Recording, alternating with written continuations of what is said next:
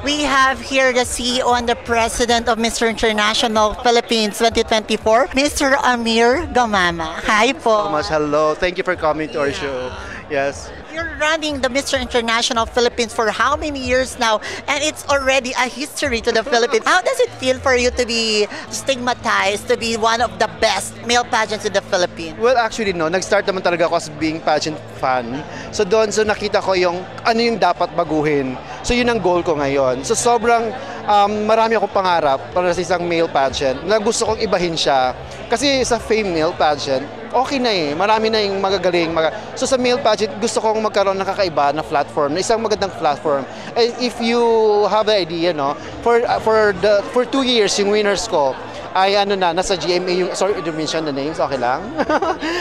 Naging actor na sila sa mga TV station, meron na kaming mga anchor or TV host, and meron din kaming mga models na talagang kinukuha na exclusively ng mga TV station. So sobrang nakakatuwa kasi yun yung pangarap namin para sa kanila. Yun yung gusto ko na ma-achieve ng mga kabataan, na gusto ko pangarap nila ay matupad din. Kami yun parang nagiging bridge. Ayun siya. That's your purpose. Parang that's your purpose for them to give a good platform and then to have a good career, isn't it? Exactly. Because alam naman natin na hindi lang dapat pagandahan ng katawan o ng mukha, kundi dapat meron ng advokasya silang sinusulong. So itong mga batang to ay talagang bukod sa meron silang mga advocacy sinusulong personally, so talagang natutuwa kami kasi talagang ginagawa naman nila talaga.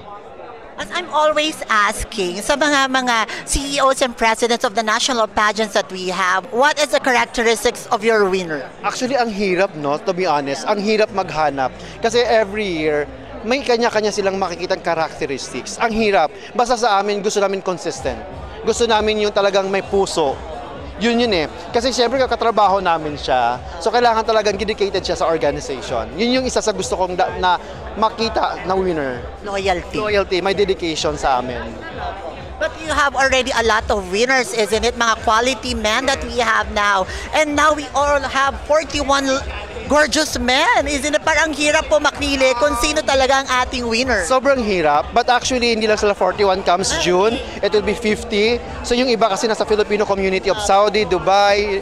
Alam mo yun? So sabi namin sa kanila kayo pumunta ng June. So ang hirap pumili. Yes, ang hirap.